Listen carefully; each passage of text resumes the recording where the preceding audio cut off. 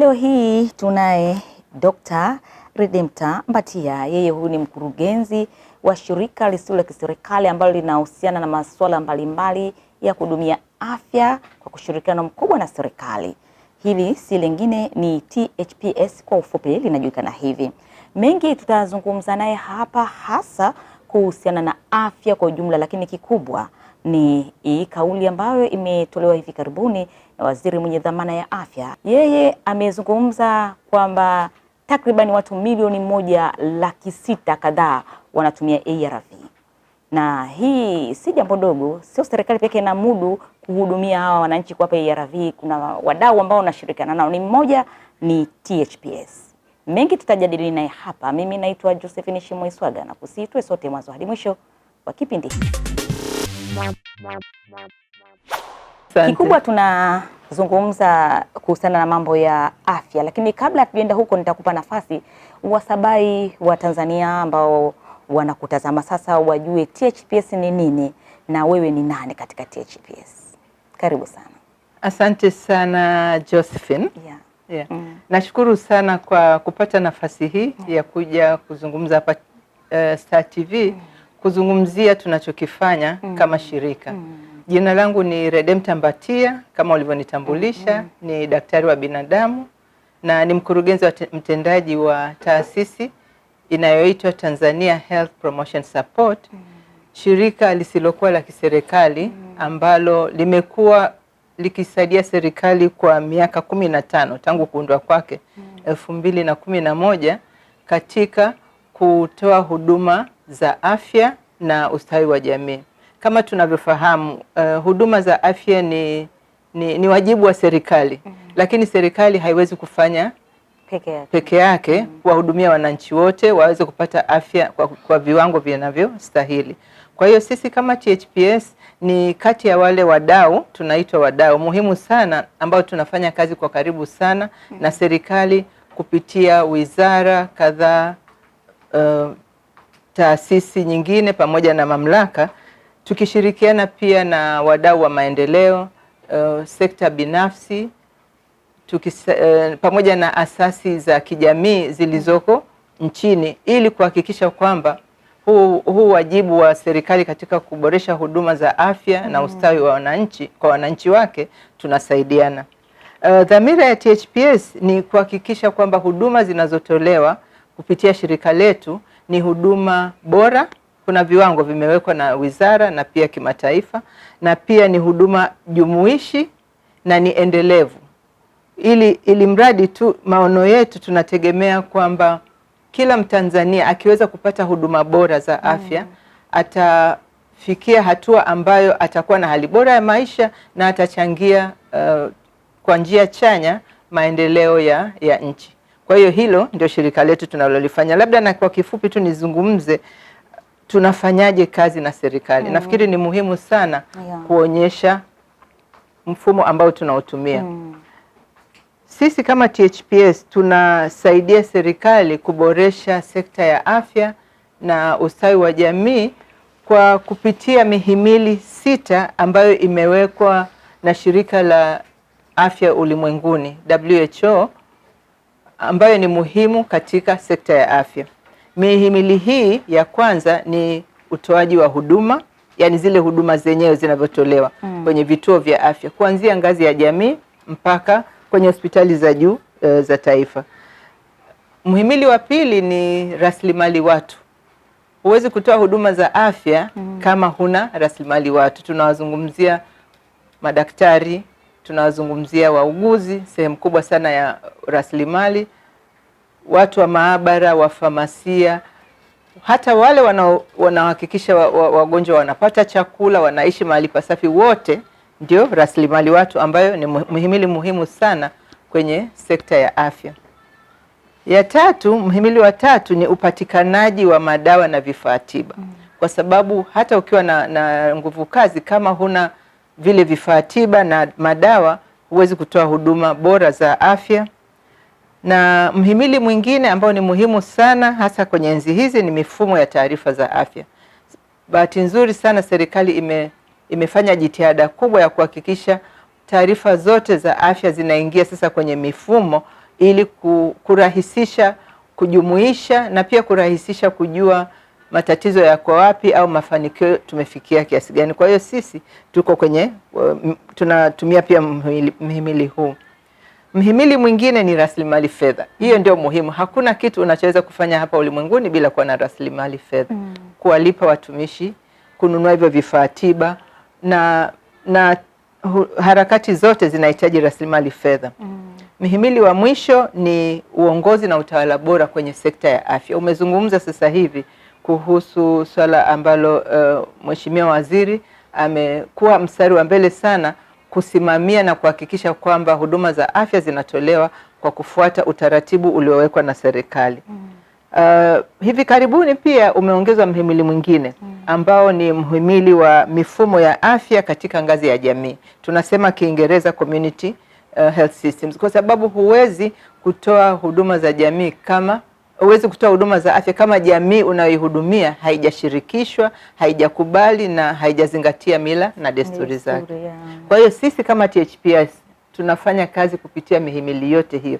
Tunafuata mfumo wa serikali kuhakikisha tunauboresha na unakuwa endelevu. Nitaweza kutoa mifano kadhaa kufuatana na maswali yako. Yeah. Naam, hiyo ni sehemu tu kwa yale ambayo mlikuwa mnayafanya kama THPS, hasa katika kuhakikisha kwamba mnashirikiana na serikali katika kuboresha sekta hii ya afya. Nataka nifahamu sasa, katika yote ambayo umeyazungumza, ni maeneo gani hasa katika magonjwa na hivyo vifaa tiba ambavyo mmekuwa mkidili navyo nyinyi kama THPS katika kuisaidia serikali? Asante sana. THPS tumekuwa tukifanya kazi kwa kufikia hiyo mihimili maradhi ambayo ni ya kuambukiza. Hapa moja ni kubwa sana ni maambukizi ya virusi vya ukimwi pamoja na ukimwi wenyewe, kifua kikuu na maradhi malaria. Sisi malaria lakini sio sana, ila ni kati ya maradhi ya kuambukiza. Maradhi yasiyokuwa ya kuambukiza kama kisukari, pressure, shinikizo la damu, saratani, hasa saratani ya shingo ya uzazi kwa wanawake, afya ya mama, mtoto na vijana ni eneo lingine, na pia tunafanya kazi kwa karibu sana kwenye pale inapotokea kuna magonjwa au maradhi ya mlipuko. Wakati wa uviko uviko 19 tulikuwa mstari wa mbele pamoja na wadau wengine kuhakikisha kwamba jamii inaelimishwa, jamii inazingatia harakati zilizotolewa na jamii inapata chanjo. Kwa hiyo sisi tulikuwa tunaingia nyumba kwa nyumba kufikia watu waweze kupata chanjo na kuelewa na kuweza kutekeleza zile mbinu zote. Kadhalika mwaka jana kulikuwa kuna Mpox na pia tumekuwa mstari wa mbele. Kwa hiyo hayo ndio maradhi ambayo tumekuwa tukishughulika nayo kwa ujumla wake. Okay. Kwa nini mmedili na maradhi haya? Nini mmekiona huko? Asante. Unajua ukiangalia kwenye mfumo wa taasisi zisizokuwa za kiserikali kama NGO, kazi yetu sisi nilisema awali ni kuisaidia serikali. Na mfumo wetu yani tumedili na haya maradhi kwa sababu ilikuwa ni vipaumbele vya serikali. Serikali huwa inakuwa na mpango mkakati wa sekta ya afya na pia mpango mkakati wa kila eneo nililolitaja. Kwa hiyo sisi kama wadau tunaoisaidia serikali ni muhimu sana tusaidie kwenye vile vipaumbele. Kwa hiyo miaka ya hapa nyuma ukimwi umekuwa ni kipaumbele kikubwa sana. Na mnavyofahamu ukimwi ilikuwa ni janga la taifa. Kwa hiyo wafadhili na wadau wa maendeleo walifanya mazungumzo na serikali, kwa hiyo wakaleta rasilimali ambazo zilipitia serikalini na nyingine zilipitia kwa wadau. Kwa hiyo ukimwi ilikuwa ni janga, na ikiwa ni janga unatumia nguvu zote. Kadhalika kifua kikuu bado ni changamoto kubwa na ni kipaumbele cha serikali. Kuna malengo ya kutokomeza kifua kikuu itakapofika mwaka 2030 kama vile ilivyo malengo ya kudhibiti janga la ukimwi itakapofika mwaka 2030. Kwa hiyo kifua kikuu pia ni kipaumbele kingine kwenye sekta ya afya hapa nchini. Kipaumbele kingine ni afya ya mama, mtoto na vijana na afya ya uzazi kwa ujumla. Kwa hiyo sisi tunajikita kwenye yale maeneo ambayo ni vipaumbele vya serikali kwa kufuata mpango mkakati. Eneo lingine ambalo sikulitaja ni tunasaidia kupunguza au kukabiliana na zile changamoto zinazowafanya wale wananchi wanaohitaji huduma za afya kushindwa kuzifikia.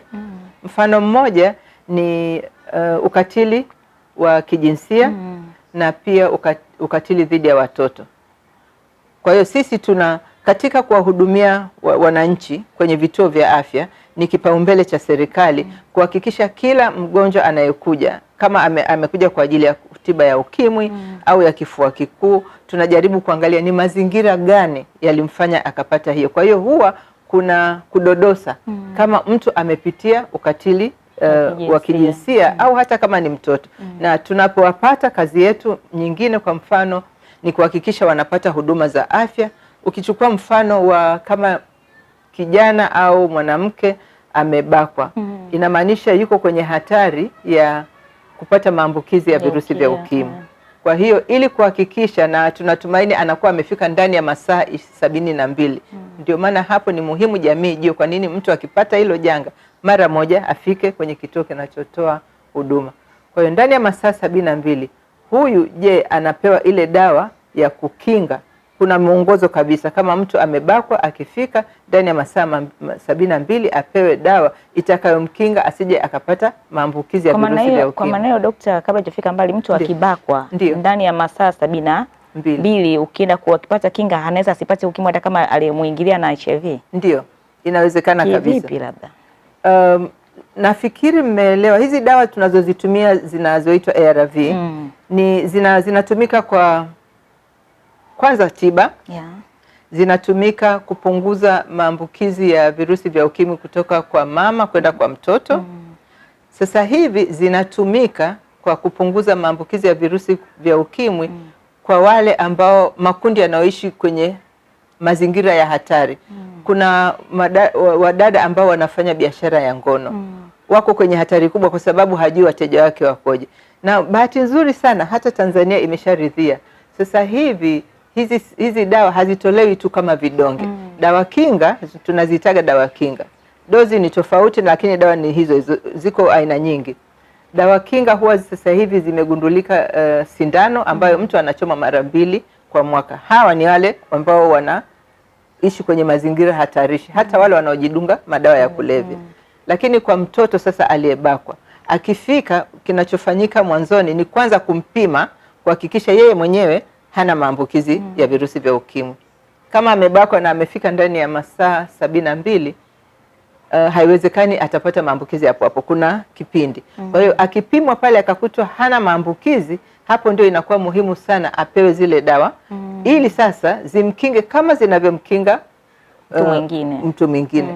Na dawa zinafanyaje kazi? Dawa hizi zinafubaza virusi, vinaacha kuzailiana. Kwa hiyo vinashuka chini kiasi ambacho sio rahisi kutoka kwa yule mwenye hivyo maambukizi kwenda kwa mtu mwingine. Ni kama naomba nitoe mfano. Karibu. Ni kama chupa hivi. Umeijaza maji. Sasa hayo maji tuchukulia hayo maji sasa ndio virusi vya ukimwi. Ukiwa unaweka hiyo dawa sasa yanashuka. Kama hapa ndio njia ya kuambukiza, yakishuka yakifika huko hayawezi kutoka hapa yakapata mtu mwingine. Kwa hiyo lengo zima, na hii ni muhimu sana kwenye harakati za taifa katika kudhibiti mapambano ya taifa katika kudhibiti janga la ukimwi. Tuna kitu tunaita 95-3. Lengo la kwanza ni wale wote wanaoishi na maambukizi ya ukimwi, tunataka ifikapo mwaka 2030 95% wawe wameshajitambua hali yao ya maambukizi. Inamaanisha ni muhimu sana watu wengi inavyowezekana wajue hali ya maambukizi yao, hasa kufuatana na tabia ambazo wanazo, kwa sababu tunafahamu kwenye nchi yetu maambukizi ya virusi vya ukimwi kwa kiasi kikubwa sana yanatokana na ngono. Kwa hiyo serikali ina lengo, na hii ni mkakati wa kimataifa, ifikapo mwaka 2030 95% ya watu wanaoishi na virusi vya ukimwi, hatujui ni wangapi, wawe wamejitambua. Kuna takwimu ambazo zinafanyika kuweza kukadiria tu. Kwa hiyo tuna makadirio. 95 ya pili Wale ambao tayari wameshajigundua wana maambukizi ya virusi vya ukimwi, ile 95%, tunategemea ifikapo mwaka 2030 95% ya hao, kwa sababu wameshagundua na wameunganishwa kwa dawa mara moja, wawe tayari wameshaanza dawa. Na tumefanikiwa sana hapa nchini, 98% wameshafikiwa. Kwa wale ambao tayari wanajulikana wameshapata dawa, kwa sababu mwongozo unatuambia mtu anapopata maambukizi ya virusi vya ukimwi ni kuhakikisha ndani ya siku 7 ameanza zile dawa. Kwa hiyo ukianza mapema tayari unaweza ukadhibiti. Na 95% ni kuhakikisha kwamba 95% ya wale sasa wako kwenye dawa. Unajua, kwanza ajitambue, pili aanze dawa mara moja, 3 wale ambao sasa wako kwenye dawa waweze kuwa wamefubaza virusi vya ukimwi, kwa sababu watu zaidi ya 95 wakifubaza, inamaanisha maambukizi kwenye jamii yatakuwa yamepungua sana, na ndio tutakapoweza kufikia lengo la taifa na kimataifa la kuhakikisha kwamba ukimwi sio janga tena la kitaifa. Umesema mwanzo, kabla kikubwa tutazungumzia sana hii maambukizi ya ukimwi. Mmesema mnashirikiana na serikali. Nataka nijue mnashirikiana kwa namna gani na serikali, kwamba mnaenda tu kuwaona hapa au pengine mmejaribu kujenga miundombinu hospitali au mmehudumia hawa wana rasilimali watu kama madaktari na manesi na namna hiyo. Mnashirikiana vipi na serikali hapa? Asante sana. Nilitaja mihimili 6 ya WHO ya shirika la afya duniani. Tuanze sasa na rasilimali watu. THPS kwa mwaka tumekuwa, na hii ni miaka 15, tumekuwa tukiajiri watumishi. Nikisema watumishi namaanisha madaktari, wauguzi, wataalamu wa maabara, wataalamu wa famasia, taaluma zile zote. Takribani 1000 mpaka 1500 kila mwaka, ili kwenda kusaidia halmashauri katika kutoa huduma za tiba ya watu wanaoishi na virusi vya ukimwi, huduma za kinga, huduma ya afya na mtoto, na huduma za kifua kikuu. Mhimili wa kwanza ni lazima kupunguza yale maumivu ya shida ya rasilimali watu kwenye sekta ya afya. Watumishi wengine ambao tunawaajiri, na sasa hivi tunavyozungumza wanafika hata 1500 2000, ni wale washauri nasaha, hasa wanaofanya kazi kwenye jamii, waelimishaji rika, community health workers, watumishi wa afya ya jamii. Hao tunaajiri karibu 2000 kwa mwaka. Kwa hiyo ni upande wa nguvu kazi. Nikija kwenye upande wa huduma za afya zenyewe, nimesema muhimili wa pili ni kutoa huduma za afya. Lengo ni kuhakikisha kwamba tunatoa huduma ambazo zinaendana na miongozo ya kitaifa. Jumuishi manake mtu akija kwenye kliniki ya virusi vya ukimwi apate huduma zote. Kama ana shida ya kifua kikuu, kama ana shida ya malaria, kama ana shida, iwe ni pale pale, yani sio unaambiwa nenda kwa ajili ya hiki huku, nenda kwa ajili ya hiki huku. Sasa hizo ni huduma ambazo tunazitoa, na nitoe mfano sasa hivi tunatoa huduma, tuna mradi ambao tunayo sasa hivi ni mradi wa kutoa kinga, huduma ya tiba na ile care kwa wale wanaoishi na virusi vya ukimwi. Tuko kwenye hospitali takribani 360. Nikisema hospitali sio sawa, niseme vituo vinavyotoa huduma za afya, kwa sababu ni kuanzia zahanati mpaka hospitali za rufaa za mkoa. Mkoa wa Shinyanga, mkoa wa Pwani, mkoa wa Tanga na mkoa wa Kigoma. Kwa nini mmelenga katika mikoa hii, na Tanzania na mikoa mingi? Asante sana. Nilisema hapo awali serikali inafanya kazi na wadau, na wakati wanapofanya majadiliano na wafadhili inabidi kugawana maeneo, kwa sababu sisi ni mdau mmoja ambao tunafanya kazi kwenye mikoa hiyo, na kuna wadau wengine wanafanya, ili mradi tu wa Tanzania wote kwa ujumla wafikiwe. Kwa hiyo sisi tulipangiwa hiyo, na tumekuwa tukifanya hiyo mikoa. Kwa mfano Pwani na Kigoma tumekuwepo tangu mwaka 2011, alafu mwaka 2021 tukaongezewa Tanga pamoja na na Shinyanga. Lakini pia tumeweza kutoa huduma za ukimwi na kifua kikuu kwenye hospitali zote za Jeshi la Polisi na Jeshi la Magereza kupitia tena mradi mwingine kwa ufadhili wa iliyokuwa inaitwa USAID, serikali ya Marekani. Huko nako tulitoa huduma za ukimwi na kifua kikuu kwa hospitali zote za vituo za magereza pamoja na polisi. Huduma nyingine tunazozitoa ni huduma za afya ya uzazi, mama na mtoto. Nimesema hiyo. Na hapa labda nizungumzie kwa maeneo mawili ambayo tumejikita ni uzazi wa mpango. Alafu pia kuzuia saratani ya shingo ya uzazi. Ni huduma ambazo ni jumuishi. Kwa hiyo serikali iko kwenye mkakati wa kuhakikisha kwamba tunadhibiti, kwanza tunahakikisha afya ya mama na mtoto inakuwa nzuri, kupunguza vifo vya akina mama pamoja na watoto, na pia kupunguza maambukizi ya watoto wanaozaliwa na wale akina mama wenye maambukizi ya virusi vya ukimwi.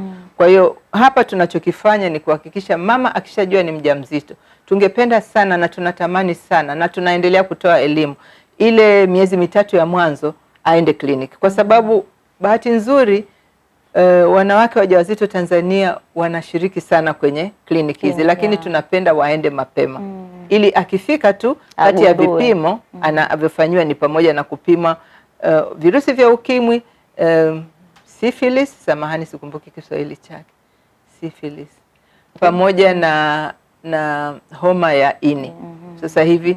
Kwa hiyo kwa haya maambukizo yanaangaliwa, alafu kama kwa mfano mama sasa akiwa na maambukizi ya virusi vya ukimwi, hapo anaanzishiwa dawa ili virusi vyake viweze kufubazwa ili asije akamwambukiza mwanae wakati either wa ujauzito au wakati wa kujifungua au hata wakati wa kunyonyesha. Na hivi karibuni niseme kwa miaka miwili iliyopita ilikuja kugundulika kwamba akina mama wengi wanapimwa, wanaanza dawa, lakini wanakuja kuambukiza watoto wao baada ya kujifungua wakati wa kunyonyesha. Kwa hiyo sasa hivi kuna kurudia kupima tena kwenye ile ni wakati wa unaenda kliniki ya mwisho ile, na pia kuhakikisha kwamba mtoto anapimwa ili kuhakikisha huyu mtoto hapati maambukizi. Kwa hiyo upimaji wakati wa ujauzito sasa hivi ni mara 2. Tunarudia mara 2 kuhakikisha tunamkamata wakati wowote akiwa na virusi. Na huduma nyingine za afya ambazo tunazifanya nimezungumzia ni kupunguza wingi au ugumu wa janga la saratani ya shingo ya uzazi. Kusema ukweli, Tanzania ni kati ya nchi ambazo zimeathirika sana na hii saratani ya shingo ya uzazi. Na hii saratani ni saratani ambayo inaongoza kwenye vifo vya kina mama.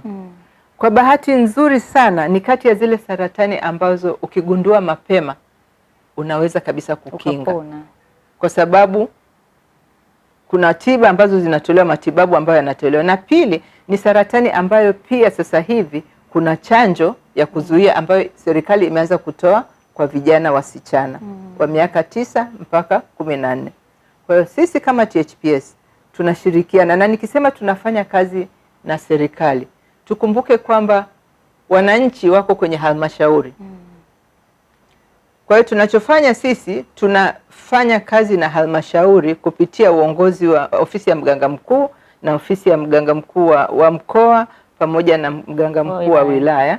Na pia tunafanya kazi kwa karibu sana na waratibu wa magonjwa husika. Kwa mfano kuna waratibu wa maradhi ya ukimwi, kuna waratibu wa chanjo, kuna waratibu wa kifua kikuu. Hao wote ndio watu ambao tunafanya nao kazi karibu. Tunachokifanya sisi, mitaala ya mafunzo serikali imetengeneza na sisi tukiwemo, tumeweza kutoa msaada wa kitaalamu.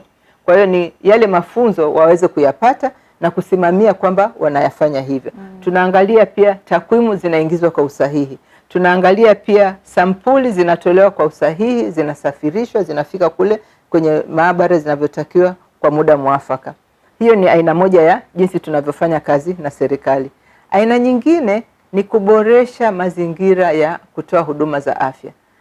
Utakubaliana na mimi ukienda kwenye kituo kinachotoa huduma za afya, Josephine, ukiingia alafu tumekaa kama hapa kwenye ukumbi, unaniuliza mimi matatizo yangu ya afya, lakini kila mtu amekaa hapo anapita anasikia, hutakuwa na faraja na wala hutakuwa na uwazi wa kujieleza vizuri.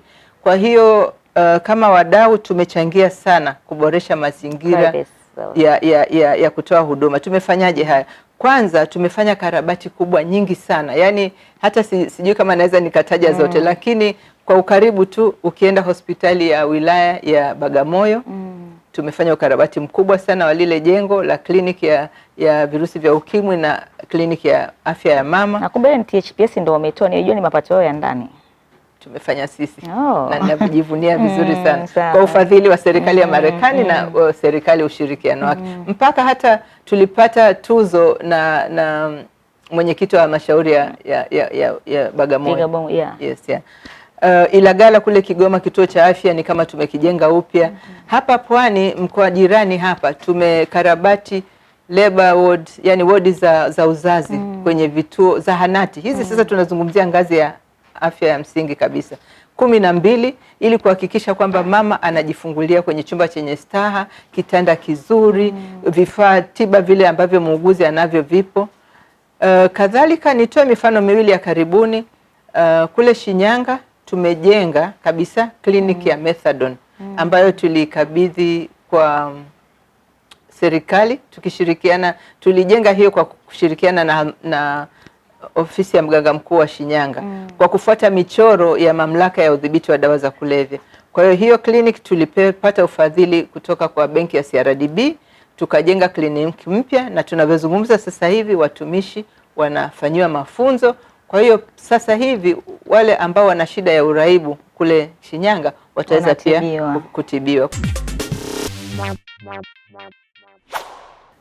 Wenzetu wa Muhimbili MUHAS, chuo kikuu kishiriki cha Muhimbili, wamefanya utafiti wa kuonyesha ni namna gani unaweza kupunguza unyanyapaa katika eneo zima, kituo kizima, yani kuanzia mfagiaji mpaka mkurugenzi wa hospitali, ili wote waweze kutoa huduma rafiki na wale wanaokuja kupata huduma wajisikie kweli hapa wanatupenda, wanataka kutusaidia. Kwa hiyo unyanyapaa kwenye eneo la kutolea kazi, kwenye mazingira ya nyumbani, tuna watoto wanasoma shule za boarding, unyanyapaa huko kwa wenzao vijana, lakini hiyo yote inatokana na kutokuelewa. Kwa hiyo jukumu letu sote kama wahudumu wa afya ni muhimu sana, na jamii afya na serikali yenyewe kabisa ni muhimu sana kuendelea kuelimisha watu. Sawa sawa. Ndio. Na katika maeneo haya ambayo mnaenda Tanga, Kigoma, Pwani na maeneo yote ambayo mradi upo ambao nyewe mnasimamia, kasi ya maambukizi yenyewe ikoje na ni kundi gani hasa limeathiriwa? Kasi ya wastani wa maambukizi ya virusi vya ukimwi kitaifa ulifanyika utafiti mwaka 2022 mpaka 23. Wastani wa maambukizi ni 4.4 ndio. Lakini mikoa inatofautiana. Nafikiri Iringa inaongoza kwenye 12 au 11, samahani sina uhakika hiyo, lakini ni zaidi ya 10, na Kigoma iko kwenye 1%. Kwa hiyo Pwani iko kwenye wastani inakaribiana na wastani wa taifa. Shinyanga iko zaidi ya wastani. Yani wastani wa taifa kivipi? 4.4 ya maambukizi. 4.4 ya Watanzania kati ya miaka 15 mpaka 49 wanaishi na maambukizi ya virusi vya ukimwi. Huo ndio utafiti nilioutaja. Sasa hiyo ni wastani wa taifa. Lakini kuna mikoa ambayo maambukizi yako juu sana. Njombe, Iringa. Kuna maambukizi ambayo yako chini sana. Kigoma. Kuna mikoa ambayo maambukizi yanakaribiana na ule wastani wa kitaifa kama Pwani, lakini mikoa kama Shinyanga maambukizi bado yako juu. Sijaelewa vizuri ukisema wastani wa kitaifa kwamba ndo maambukizi yako juu zaidi au yako ya wastani, au sijaelewa. Asante, samahani sana. Saa nyingine tunasahau. Tuseme umechukua watu 100 nchini hapa ambao wana umri wa miaka 15 mpaka 49. Watu 100 kati yao watu 4.4, tuseme watu 5 watakuwa na maambukizi ya virusi vya ukimwi. Huo ndio wastani kitaifa. Umenielewa? Lakini ukienda mikoa ya Njombe na Iringa ni zaidi ya watu 10 kati ya hao 100. Na maana imepitiliza. Yes. Unajua wastani si unajumlisha wote unagawana kwa idadi ya mikoa 26. Lakini kuna mikoa maambukizi kiwango chao cha maambukizi kiko juu sana. Kuna mikoa kiwango chao cha maambukizi, nimezungumzia Kigoma tulipo, kiko chini sana, lakini bado wako watu ambao wana maambukizi ambao wana uwezekano wa kuambukiza. Kwa hiyo ni muhimu huduma kule pia ziendelee. Mnafanya kazi Kigoma, Tanga na mamna nyingine. Kwa nini kwa Kigoma tunaona maambukizi yake sio makubwa sana kulinganisha na Tanga au na Pwani na maeneo mengine ambapo mnafanya nao kazi? Asante, swali zuri sana. Labda turudi tu kwenye kufikiria hatari ya mtu kupata maambukizi ya virusi vya ukimwi inatokana na nini? Kuna viashiria vingi ambavyo tunaviona. Kwa mfano, kwanza kabla sijaja kwenye hilo, niseme tu kwenye huu utafiti ilionekana kwamba maambukizi mapya, kwa sababu waliangalia pia, unajua mtu akishakuwa na maambukizi ya virusi vya ukimwi atakuwa nayo siku zote. Kwa hiyo hata kama alikuwa nayo miaka 30 iliyopita atahesabiwa kwenye hao milioni 1.6 kama bado anaishi. Lakini kuna wengine wanapatikana wapya. Sasa haya mapya haya ndio tunayotakiwa kuyapunguza. Bahati mbaya sana maambukizi mengi mapya yanawapata vijana wasichana tena. Kuanzia miaka 15 mpaka 24. Sasa kwa nini wanafunzi hao? Ndio kabisa. Kwa nini sasa kundi hili lina maambukizi? Ndio nakuja kusema kwa nini mkoa fulani, au inategemea na shughuli za kiuchumi za kijamii zinavyofanyika. Kama kuna vijana wengi aidha wako chuoni, unajua biashara ya ngono sio biashara rasmi, lakini bahati mbaya sana hatuwezi kukataa ipo. Hawa ndio vijana ambao kutokana na mazingira wanakuwa ni rahisi kudanganywa kuingia kwenye ngono zembe. Kwa hiyo vijana 2000 generation 2000, si ndio? Anataka awe na gari zuri. Sasa yeye mwanafunzi atavipata wapi? Kwa hiyo anajikuta anakuwa na ushirika wa ngono nzembe ambayo inamletea maambukizi. Miji yenye biashara kubwa, miji ambayo ina madini mengi, wachimba madini mengi, unajua pale panapokuwa na mwingiliano wa watu wengi, hasa vijana wa kiume na wa kike, na pia wafanye biashara wakubwa, maambukizi yanakuaga makubwa. Huko kusini nafikiri ilichangiwa zaidi na mashamba yale. Unakuta wasichana wengi ndio wanafanya kazi kwenye yale mashamba. Shinyanga kule tuna wachimba madini wengi sana, likisha tema tu sasa watu wanaona ndio tuna hela, ndio starehe. Kwa hiyo kusema ukweli, hiyo ni njia kubwa ambayo watu wengi wanapata maambukizi kwenye miji mikubwa ambapo kuna mwingiliano wa biashara ambao unapelekea tabia hatarishi kama ngono zembe. Kadhalika kujidunga madawa ya kulevya, kwa sababu watu wanashirikiana zile sindano, wanavuta damu kutoka mimi kwa sababu mimi nimetumia dawa, anamwekea mwenzake au anajiwekea. Hiyo nayo inamfanya aweze kupata maambukizi, na ndio maana kwenye kliniki za methadone huwa tunapima watu virusi vya ukimwi na pia virusi vya homa ya ini. So niseme tu kwamba ngono zembe ndio kichocheo kikubwa, na sasa mazingira yoyote yanayosababisha ngono zembe hasa kwa vijana ni sababu kubwa mojawapo. Tumeweza kama nchi, naweza kusema mimi sio mzungumzaji wa wizara, lakini angalau kwenye mikoa yetu tunafahamu kabisa maambukizi kutoka kwa mama kwenda kwa mtoto yamepungua sana kutokana na kwamba sasa hivi nafikiri kwenye mikoa yetu sisi asilimia yako kwenye kiasi cha 4% kwenye mikoa tunayofanya wastani. Kutoka asilimia ngapi? Zamani ilikuwa kuanzia mwanzo kabisa ilikuwa 20%, ikashuka ikafika 12. Sasa kitaifa sasa hivi sisi tunazungumzia 4%. Ndio imeshuka na lakini lengo la kimataifa ni iwe chini ya 2%.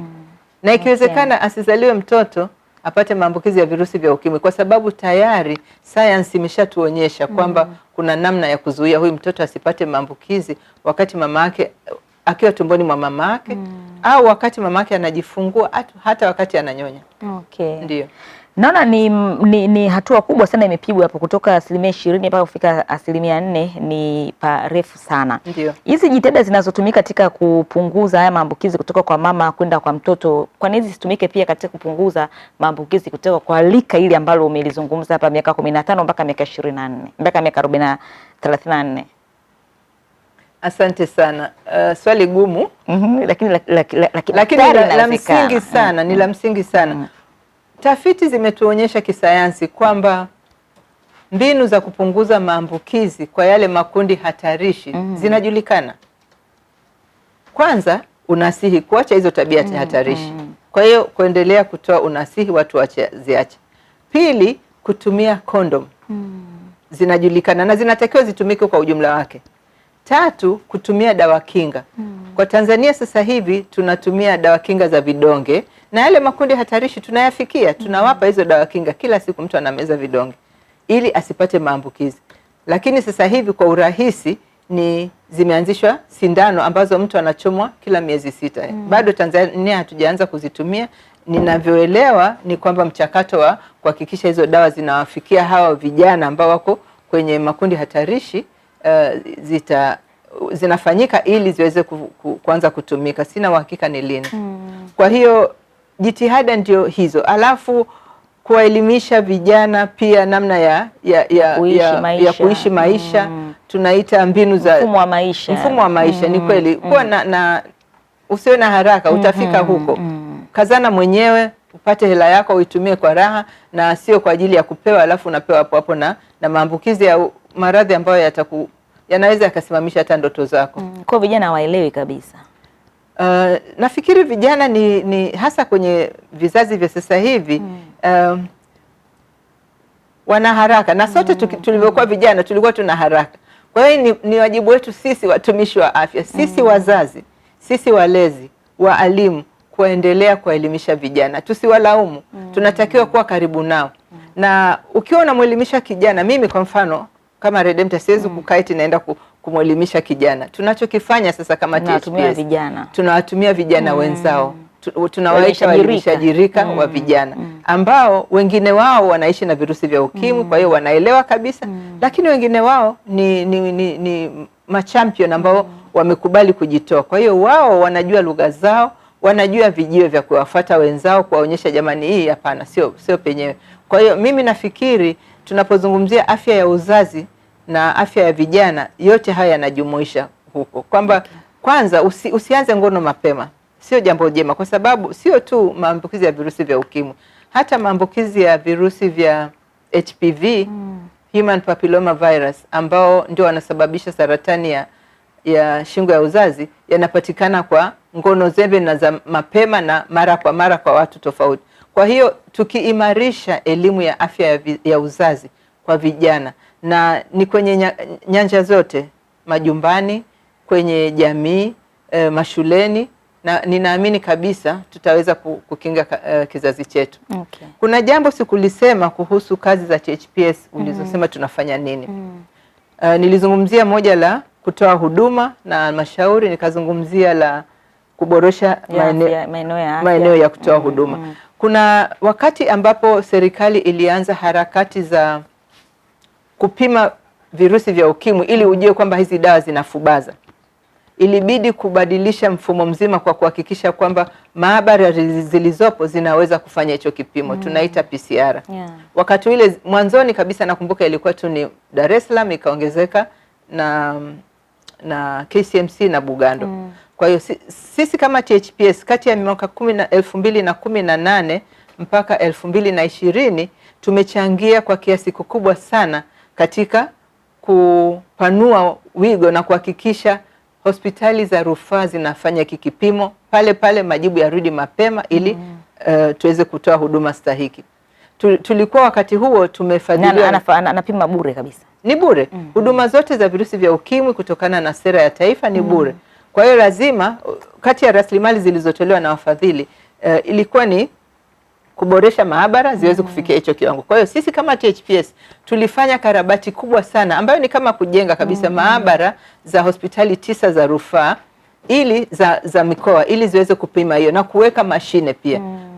Kadhalika hospitali ya Bugando tulipandisha kiwango ili iweze kuwa na wigo mkubwa sana ambao inaendana na kimataifa kuweza kupima virusi vya ukimwi na kufubaza. Kwenye upande wa, kwa hiyo sasa hivi kwa mfano Kigoma pale Maweni unaweza ukapima kabisa. Kwenye upande wa taarifa za umma, taarifa za afya taarifa za afya, mifumo ya taarifa za afya. THPS pia tumejenga uwezo mkubwa sana kwa serikali, na sisi ni wadau wakubwa kuhakikisha kwamba hizi taarifa za afya zinaweza kusaidia utoaji wa huduma. Kwa mfano, huko nyuma taarifa za afya za ukimwi zinaingizwaga kwenye kanzidata inaitwa CTC2. Lakini hapo tulivyoanza kupima ufubaza virusi ilikuwa ni viral load, ilikuwa ni kitu kinabaki maabara.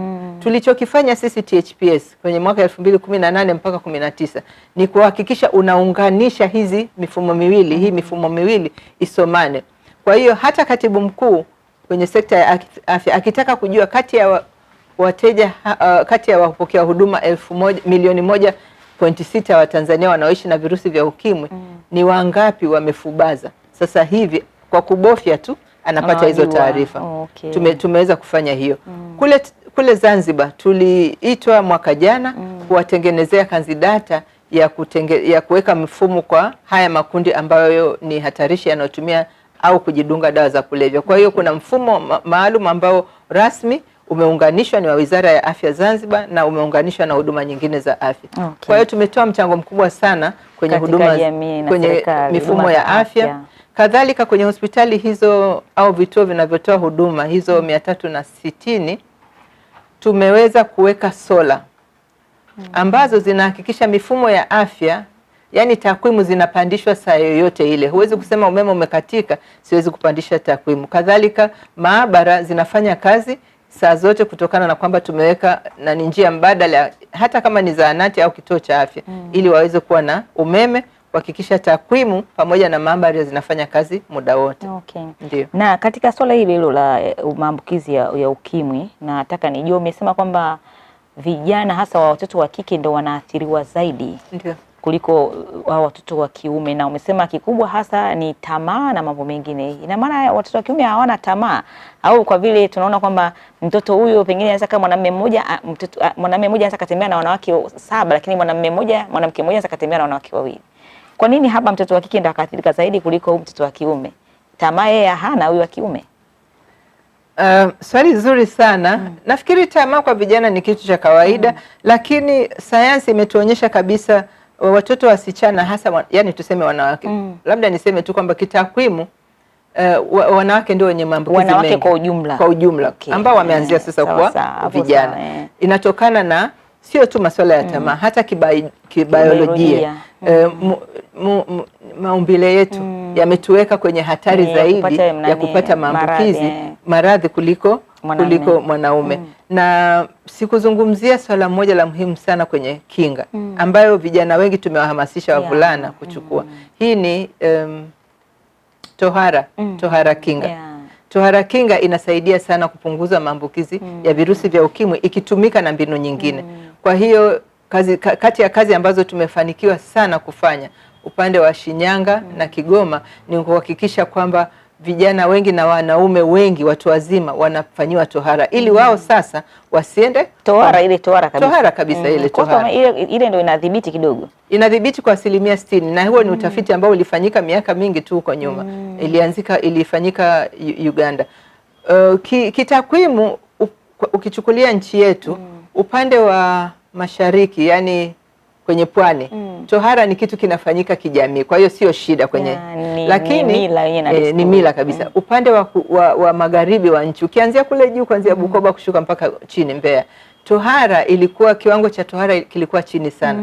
Kwa hiyo pia mikoa mingine maambukizi yalikuwa juu sana. Kwa hiyo kwa kuhakikisha kwamba tunaongeza idadi ya wanaume ambao wamefanyiwa tohara na vijana, tunapunguza kwa kiasi kikubwa 60% uwezekano wa hawa wanaume kuambukiza wasichana. Kwa nini huyu ambaye hajafanyiwa tohara yuko kwenye hatari zaidi na yule ambaye hajafanyiwa haipo kwenye hatari? Nini kinalinda hapo katika hii?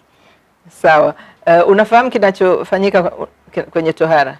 Unakuwa umepunguza kwa 60%. Na wale ambao wazingatii matumizi sahihi ya tohara, pengine unatumia kama zamani kuna siku unatumia visu, unatumia nini, ile nayo ikoje? Hapana, nikisema tohara kinga inamaanisha ile tohara inayofanyika tunaita, naomba nitumie lugha ya Kiingereza kwenye hii, tunaita voluntary medical male circumcision. Okay. Kwanza kwamba ni ya hiari, lakini pili ni ya kitaaluma. Kwa hiyo sisi tumejenga clinic na tumewezesha watumishi, tumewafundisha kufanya tohara ambayo inafanyika kwa kufuata vigezo vya kitaaluma. Hizo Tunawafundisha na pia tuliwezesha. Sasa hivi ni mradi, sio mradi, sasa hivi ni afua ambayo inafanyika kwenye hospitali zetu za maeneo ambayo kila watoto wakizaliwa, kila watoto wakizaliwa inafanyika, lakini pia tunawaambia, kwa sababu sasa hiyo tumeshaikabidhi kwa serikali. Unajua tunawezesha, alafu wakisha simama vizuri inaendelea. Kwa hiyo watumishi wa afya kwenye mikoa kwa mfano tuliokuwa nayo sisi, wanaendesha wenyewe kliniki za tohara na wana vifaa na wamepata mafunzo na wanajua kabisa, na pia unapomfanyia mtu tohara ndio fursa pia ya kumsaidia kupima, kujua afya yake kama ana maambukizi ya virusi vya ukimwi au la. Na mkakati gani pengine dokta wa kupeleka gari pengine la kutembea au zahanati ya kutembea katika maeneo ili kuwafikia watu wengi wapime HIV, kwa sababu sio wengi ambao wanafika hospitali kwa ajili ya kupata hiyo huduma ambayo mnaiwezesha? Asante sana Joyce. Nafikiri wewe umeshaelewa kabisa kwamba kuna huduma za kinga ambazo unawafuata watu na vijana ni muhimu kuwafuata. Ukisubiri waje mpaka waugue na hatutaki kufika huko. Sasa naomba tu nikuambie kwamba THPS tuna magari mawili ambazo ni clinic za tohara tulizokuwa tunatumia kule Shinyanga na Kigoma. Kwa hiyo ilikuwa ni clinic ambayo ina kila kitu ndani. Ilikuwa inafanya huduma za tohara. Sasa hivi kwa sababu hizo huduma sisi hatuzitoi tena, hayo magari tumekaa tunangoja sasa tuangalie tunaweza tukayakabidhije kwa serikali. Ni gharama kusema kweli kuendesha hizo huduma, lakini thamani ya maisha ya mtu ni kubwa zaidi. Kwa mimi ninaamini serikali itaweza kufanya mpango wa kupata rasilimali ili kuweza kuziendesha hizo huduma. Na sasa hivi mnapataje ufadhili? Maana tukiangalia Marekani ndo ambaye tulikuwa tunaona alikuwa mdau mkubwa sana katika kuziwezesha nchi za Afrika kupata hizo ARV na mambo mengine. Sasa hivi vipi, imewaathiri vipi nyinyi kama wadau, au mnapataje njia nyingine za kusaidia na serikali ili kutoa huduma hii kwa jamii? Asante sana. Ni kweli Marekani alikuwa ni mdau muhimu sana kwenye huduma za afya kwa kupitia ule mpango wa PEPFAR, mfuko wa dharura wa rais wa Marekani wa kudhibiti ukimwi ulimwenguni kote. Sisi kama THPS na serikali pia kwa ujumla na wadau wengi sana tumefaidika sana, na nafikiri kutokana na huo mfuko na wadau wengine wa nchi tofauti tumeweza kufikia hatua hizi nzuri tulizofikia. Kwa hiyo kusimamishwa kwa mkakati huu, kwa mpango huu mwaka jana, ilianza mwaka jana USAID ilivyofungwa na fedha zilivyopunguza, imeathiri sana utoaji wa huduma. Ilikuwa ni kitu cha ghafla, lakini bahati nzuri sana serikali ilijipanga, tukashirikiana pamoja nao kuambia kwamba haya watumishi hawa tulikuwa tumewaajiri, sasa wana taaluma, tunaomba sasa muendelee nao.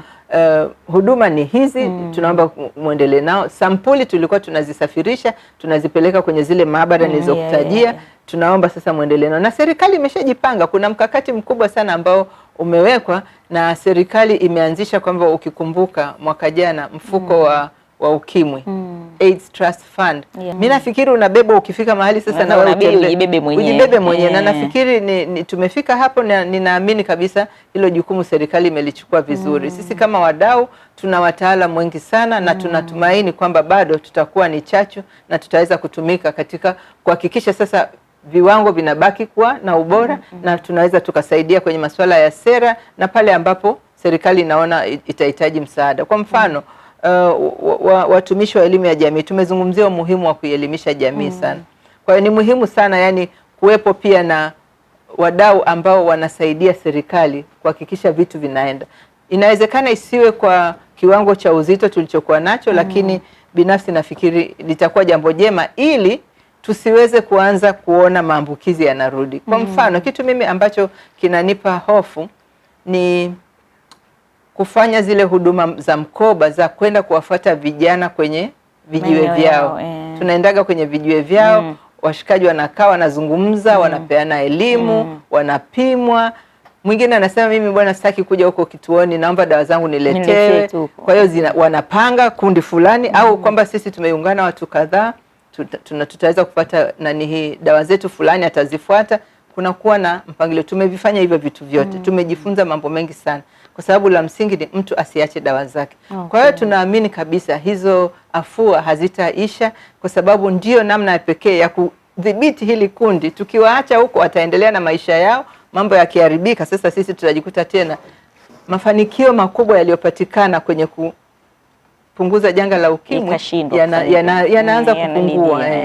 Itakuwa sio jambo jema. Hili pengine lina ukweli gani Dokta? Tuna dakika nadhani 1 au 0 dakika. Lina ukweli gani kwamba wanasema kwamba yule ambaye anakunywa dawa za kufifisha virusi vya ukimwi au hizo ARV, iwapo amekunywa sasa hivi, akikutana na mtu ambaye yeye ana HIV au hakuambukizwa, kuna uwezekano asimwambukize mwenzie? Kama mtu na mtu na mwenza wake ana HIV alafu yeye hana, lakini yeye anakunywa zile dawa, kuna ukweli kwamba anaweza simwambukize mwenzie? Ndio. Kivipi? Ndio kinachofanyika, nimekuzungumzia hapa. Hatujakipata vizuri, labda kwa fasaha. Okay. Sawa. Zile dawa zinafubaza. Kwa mfano mimi ninaishi na maambukizi ya virusi vya ukimwi. Nimeanza kutumia dawa zangu. Sawa? Kwa hiyo virusi vyangu viko chini sana. Nilitoa ule mfano wa ile kubakwa. Kama mtu akibakwa ndani ya masaa 75 akinywa, hiyo inalingana na hiyo? Unazungumzia yule ambaye ni kwa hapo au yule ambaye anaishi na mwenza? Yaani mimi naishi na mimi kwa na HIV. Mwenzangu hana HIV. Lakini mimi nakunywa ARV. Ndio. Je, mimi mwenzangu hii ARV inaweza ikamlinda mwenzangu asipate HIV? Sawa kabisa, na ndio maana serikali inataka zaidi ya 95% ya wale ambao wanatumia ARV wawe wamefubaza. Ndio maana kupima virusi vya ukimwi wengi wake. Maana yake nini? Virusi vikienda chini kabisa. Ule mfano wa chupa ule ndio naupendaga mimi. Ambao maji yatafika huku, shimo liko hapa. Lakini yameshafika huku, hayawezi kumwagika. Kwa hiyo virusi, mimi nikifubaza virusi chini ya kopi 50, uwezekano wa mimi kumwambukiza mwenzangu ni mdogo sana. Tuna shuhuda kadhaa, mamia na nafikiri kwa maelfu ya wanawake ambao wanaishi na maambukizi ya virusi vya ukimwi, wameolewa na wenza wao ambao hawakuwa na maambukizi, wamezaa watoto ambao hawana maambukizi na wenzao wamebaki bila maambukizi. Kwa sababu moja, wamekuwa wawazi, wamefuatilia vizuri sana matibabu yao, wamewashirikisha wenza wao ambao wamekuwa sasa ni kama wenzao katika hiyo safari ya kuishi na virusi vya ukimwi. Na hii ndio sayansi yenyewe ya kusema zile sindano za miezi 6. Hizo sindano za miezi 6 ni ARV, lakini unachoma mara moja ndani ya miezi 6 kama kinga. Unakumbuka kuna kinga ya sindano ya uzazi wa mpango. Sasa wewe unachomwa kinga ya virusi vya ukimwi kwa miezi 6, hutahitaji kumeza vidonge. Haina gharama. Ina gharama sana, ndio maana sasa serikali inajipanga. Ili sasa unachotaka, kumbuka serikali inataka watu wote wanaohitaji huduma wafikiwe. Hata ingekuwa ni shilingi 100,000, kuna mtu hataweza. Kwa hiyo serikali inajipanga kuhakikisha kwamba, kwa sababu huduma za ukimwi zinatakiwa kuwa bure, rasilimali zipatikane kwa njia ambayo serikali inaona ni sawa, ili wale ambao wako kwenye hatari kubwa, hao vijana wetu, ukimwambia, unajua sasa hivi tunachokifanya, tunawapa dawa kinga, wanameza vidonge vya ARV kila siku. Sasa saa nyingine anachoka. Au saa nyingine mwenzake akimwona huyu ana vidonge atasema huyu tayari ana maambukizi, kumbe mwenzake anajikinga. Mpaka kuna wakati tulibadilisha hata vikopo ili wajisikie huru. Kwa hiyo na maana sio wote Dokta wanaokunywa ARV wameathirika, wengine wanakunywa kama wengine ni dawa kinga, tunaita dawa kinga. Sasa hiyo dawa kinga sasa hivi sayansi imetufundisha kwamba ukifanya kwa sindano mtu ataishi maisha yake vizuri tu. Kijana hataki mambo ya kumeza vidonge kila siku. Ni bugudha fulani. Kwa maana hata mimi sasa nikanywa ile fani nikakutana na mtu HIV nikaifanya kama kinga ya ARV. Ni kinga. Yaani hiyo ni kati ya afua tunazozitoa. Niseme naweza nikakupa takwimu ambazo sisi kama THPS tunafanya. Upande wa dawa kinga tunatoa elimu, tumefikia kwenye hiyo mikoa mitatu. Tumefikia vijana 22,500, lakini bahati mbaya sana wavulana ni wachache, ni 25% tu. Wasichana ni 17,000. Na dawa kinga wanapata 33,000. Hao tuliwafikia ni huduma za kinga, lakini dawa kinga sasa hivi kwenye hiyo mikoa tunawapa vijana 33,000, ambapo wavulana ni 7,300 na wasichana ni 25,800, ambayo ni 80%. Kwa hiyo umeona sisi tayari tumejipanga kufikia lile kundi ambalo liko kwenye uwezekano mkubwa. Mkakati ya baadaye ni kwa muda mfupi sana ili Tanzania ifike 0+. Kwa upande wa ukimwi? Yes. Mikakati ya baadaye THPS. kwa upande wa THPS. Sisi kazi yetu ni kuendelea kuisaidia serikali. Mtaisaidiaje sasa? Tunaisaidiaje? Kuhakikisha kwamba watu vijana ambao wako kwenye hatari kubwa ya maambukizi wanapata elimu ya kujikinga, lakini hapo hapo wanapimwa ili kujua afya zao mapema kabisa. Hatutaki kusubiri mtu augue, kwa sababu hapo hapo wakishaanzishiwa dawa inamaanisha atafubaza virusi vyake, kwa hiyo hataendeleza ukimwi kwa watu wengine. Na pia ni muhimu kwa wale ambao wanaishi na virusi vya ukimwi kuendelea kuwapa elimu watumie dawa zao. Na jambo ambalo sikulizungumza la msingi sana, watu wengi sasa ambao wanatumia vizuri dawa zao wanaishi kwa muda mrefu kama mtu mwingine yeyote. Sasa wao wanaanza kupata maradhi mengine yasiyokuwa ya kuambukiza.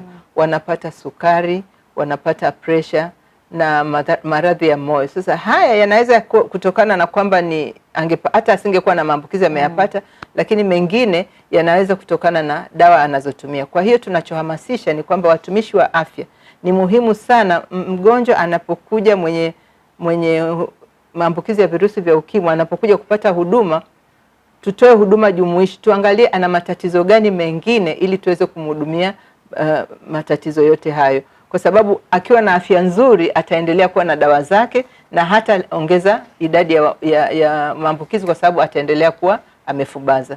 Okay. Ndio. Na mpenzi mtazamaji, mengi tumezungumza hapa na Dr. Ledamta Mbatia kuhusiana na kile ambacho wanachokifanya. Dr., tutakualika tena siku nyingine, maana tuna mambo mengi ya kuzungumza kuhusiana na hawa vijana ambao wanatumia madawa ya kulevya, lakini pia kansa ya mfuko wa kizazi kwa kina mama na maambukizi mengine ambayo mnafanya kama jitihada, kwa sababu hii mada ni pana zaidi na muda wenyewe ni mchache, haututoshi.